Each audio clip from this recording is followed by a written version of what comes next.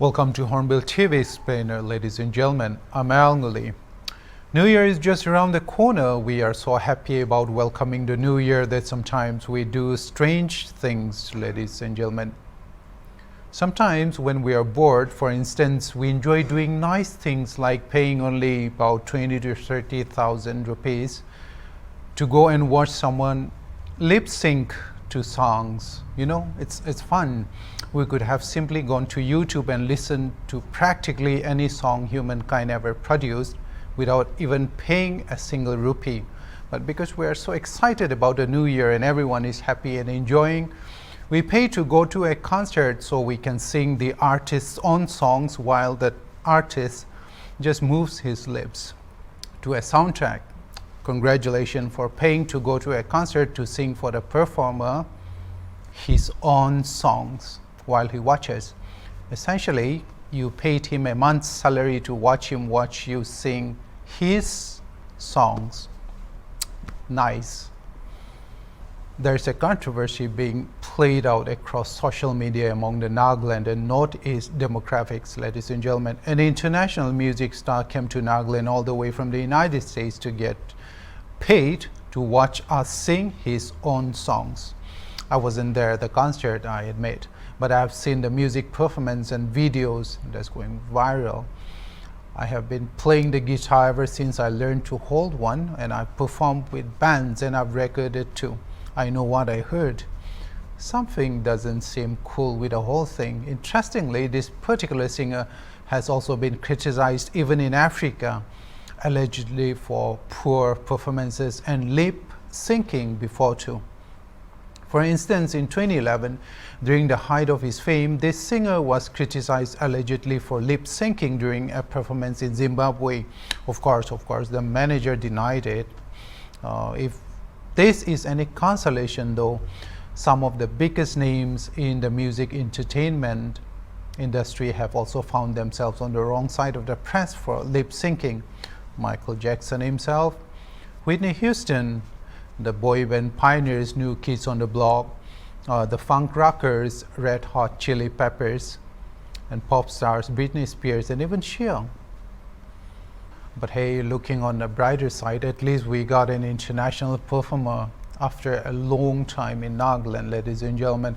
It's been a long time since Nagaland saw a proper, truly international music artist perform here. I think the last one was the German power metal pioneers Halloween. I'm not sure if I'm making any sense to you. If you are someone who was born during the 1990 and 2000s era, when I say proper, truly international music artists, I don't mean those who release YouTube music videos and claim to be international just because the internet is a place where international viewers can access your work.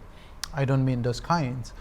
I mean artists who are truly international by all definition of success, work, and prominence. They have global charting success, successful recording and touring repertoire, high economic viability, and high social prominence and mainstream fame in the mainstream media here. The Metallicas, the Iron Maidens, the Eminems and the Beyoncés, the Rihannas, the Weeknds and the Jay-Z's and the Lady Gagas, the real deals. That's who I meant. Hornbill International Music Festival used to host a lot of Western music artists. It's been long, we haven't seen that many of them. Maybe because, to be fair, it takes a lot of resources. It takes considerable amount of resources to be able to hire big names to play. We really aren't bringing them in because I do not think that we are ready for big names here, because like I said, the organizers have to bring in a lot of resources to be able to host those big names. One of the first truly big artists who performed in Nagaland was the rock and hard rock metal band Firehouse. It was in the year 2012. This was one of the first times that Nagaland saw a real red-blooded rock star play live. In today's holiday special explainer of Hornbill TV, ladies and gentlemen, let's have a look at some of the biggest global stars to have ever performed in Nagaland, and then We'll talk about a person called Kingston and his concert in Dimapur. If you are a child of the 1980s, the 90s, and early 2000s, ladies and gentlemen, Firehouse was the band you listened to. The hard rock and light metal band Firehouse was big.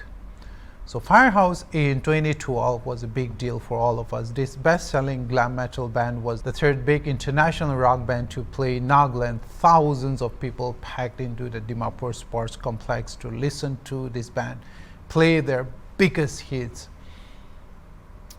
And some of them were the wedding favorites. Love of a Lifetime was there. They played I Live My Life for You, also one of their classics. They even sang that popular non-vegetarian song like Sleeping With You.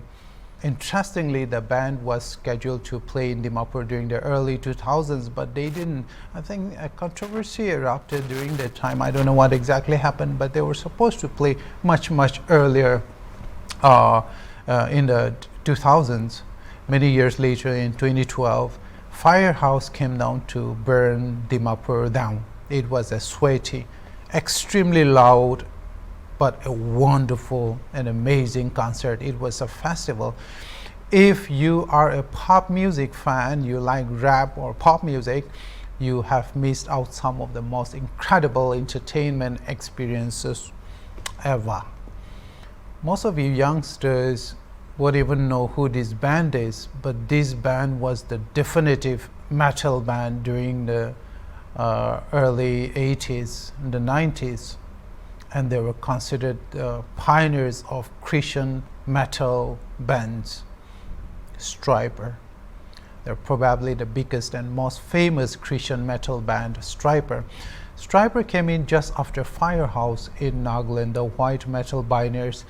They played in Kohima and then in Dimapur to a large number of fans. It was amazing because even till the 90s, Christian rock and metal was a thing for everyone in Nagaland. Everyone born before the 2000s listened to, or at least they knew or had heard about Stryper. They knew about Stryper and bands like Petra.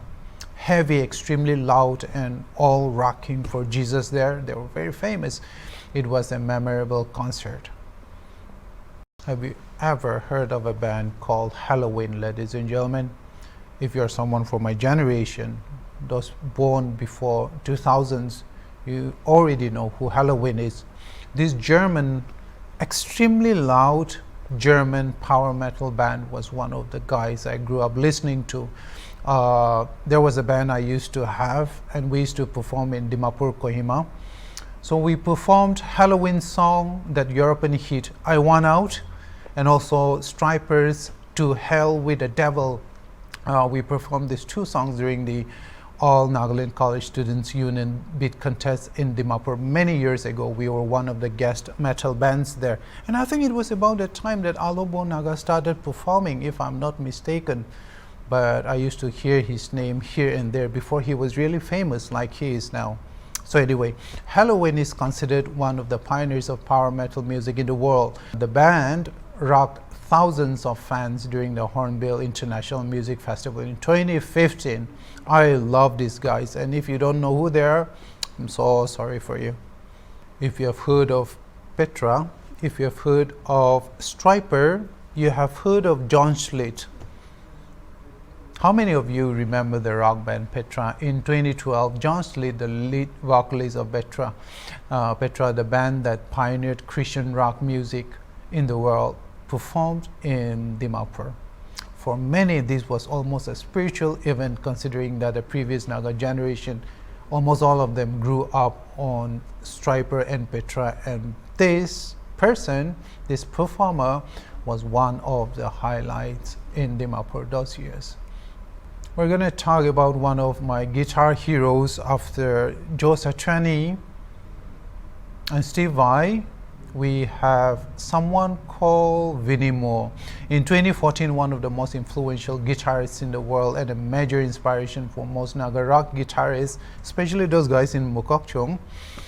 Vino Vino performed in Kohima during the Hornbill festival. He played a number of his songs to a crowd of adoring fans. It was amazing seeing our own guitar god there performing it right in front of us. Of course, during the course of the set, there were complaints that he didn't play his classics, but then I think it was a wonderful event for all of us, especially the guitarists and people who love the guitar.